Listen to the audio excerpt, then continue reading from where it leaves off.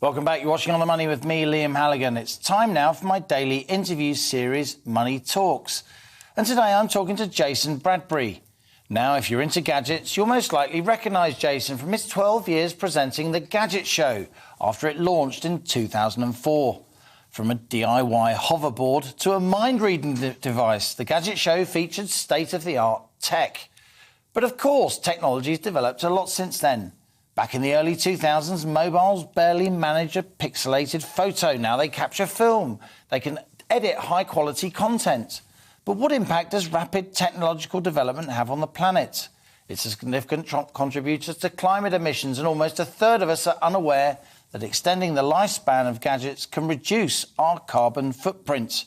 And despite being in the middle of a cost of living crisis, nearly half of survey recipients stated they would still sacrifice spending on new technology. That's according to findings by Research Without Barriers. Well, joining me now to talk about tech, good and bad, is tech enthusiast Jason Bradbury, my latest guest on Money Talks.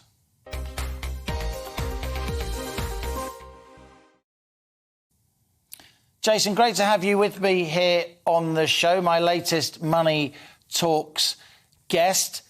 Tech, is it good or bad? Wow, that's a really interesting question. Can I just say that is possibly the best researched introduction I've ever seen. I commend you, Liam. It was we do try. Extraordinarily detailed. You've painted quite a picture there. Is it good or bad? Well, of course not. It's not sort of. I don't think we can look at it in such polarizing terms. But I do think. Do you remember when? I think we felt instinctively in like the late 80s that there was something wrong in chucking away all the plastic that we've been getting through. And if you're as old as I am, and respectfully, you look like a mature gentleman, you'll remember in the 70s, we were just, everything was plastic meals and microwaves and, carried on in the 80s. And slowly we were being educated that maybe this was having an environmental impact, that maybe we couldn't just keep producing everything all the time without thinking possibly about the impact it has. And I know that many of your viewers will have different positions on this, but I think it's fair to say that in general terms, the majority of opinion is, and certainly the legislation that we've all signed up to would seem to agree that we need to make a bit more of an effort, right? So we were educated around recycling, and most people now, it's part of their daily lives. I've got 3 kids, and woe betide me if I don't, sort the plastic out from the cardboard. My daughter will be right on my back. So what's happening here is a similar game change, I think, a similar reframing, if you like, around the impact of technology. So can I give you an example? Most people in the survey that you just referred to, understand that air travel has a big impact on global carbon emissions. So it's about 3% of global carbon emissions. So it's a significant proportion. Would you believe, and this most people won't know, is that the production of new gadgets, new technology, new consumer devices contributes 2% to global carbon emissions. That's really significant. What that says is that if you're buying new technology, you've got to be aware of the fact that it's up there with air travel in terms of its eco impact. I tell you what, you can call me a rather mature gentleman, Jason. That's fine. I do. I too have got a loft full of various Betamax video recorders and other bits of tech. I can't just. They'll be worth something one day. That's why I keep telling myself. Yeah, one day. A lot of our viewers will be really interested in the idea of saving money, particularly now in the midst of this cost of living crisis. Tell me a little bit about repurposed tech.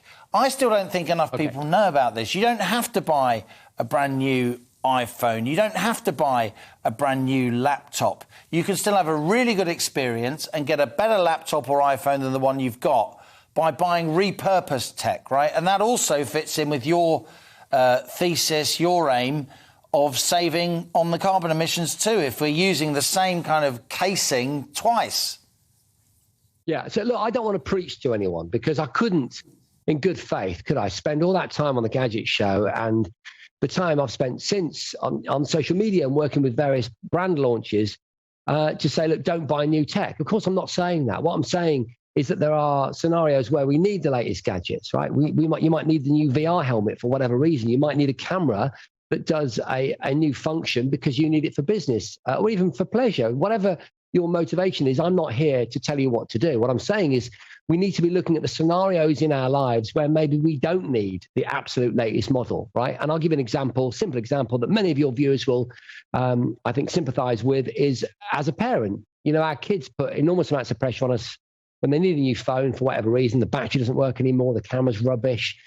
They almost certainly don't need the iPhone 13, the iPhone 12, repurposed by the people that have pulled all this research together, which is backmarket.co.uk. That's who I've been asked to work with and I've been working with on the research for the last few weeks. And you can go there and you can find an iPhone 12 in this instance for a lot less money than you'd pay for the iPhone 13 equivalent. You can also get an Xbox. You can get a repurposed, reconditioned tablet, laptop. And so I do think we're going to see a lot more of this. This is really about making us aware that in those instances where we don't need the latest model for our job or for whatever reason, there are some great alternatives. And they come packaged really well. They come with a 12-month warranty. You can return them within, I think it's 30 days if you're not happy with it. So you've got the same sort of consumer rights as you would have with brand new products.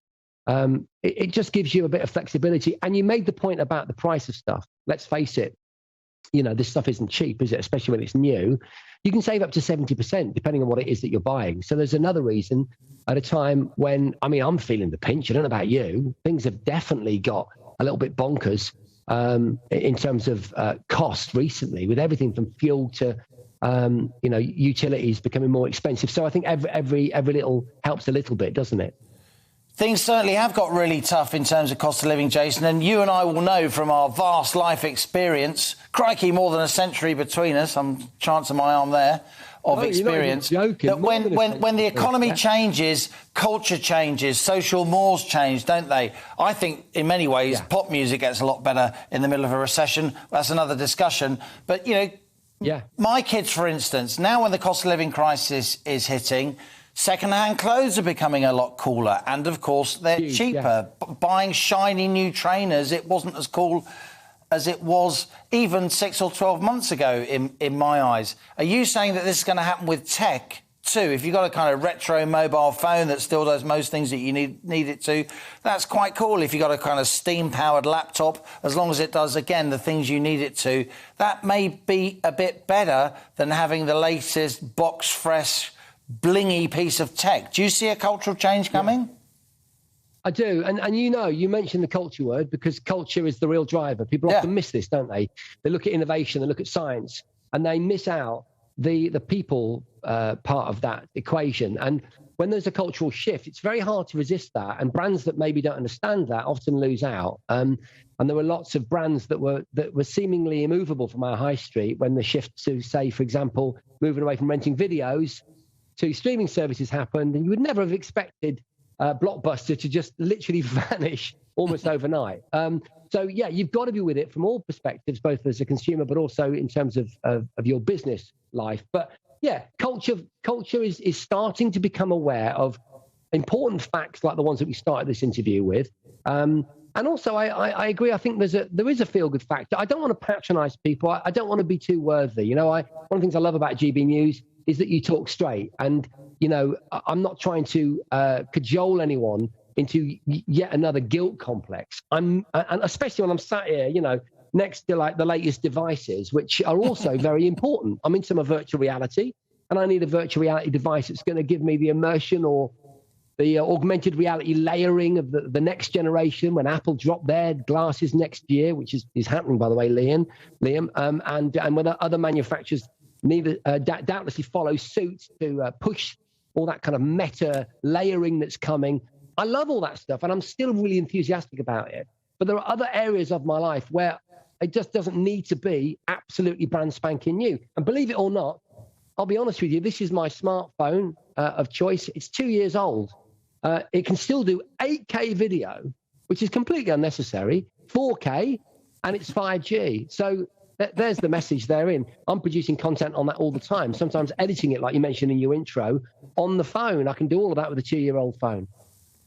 Jason Bradbury, it's been great to talk to you. I really enjoyed our discussion. We are the Waldorf and Statler of tech journalism. There you go. There's a cultural reference for people who remember I love the it. Muppet Show. You can have that one for free, Jason. And yeah, we do talk straight here on so GB News. It's what we do.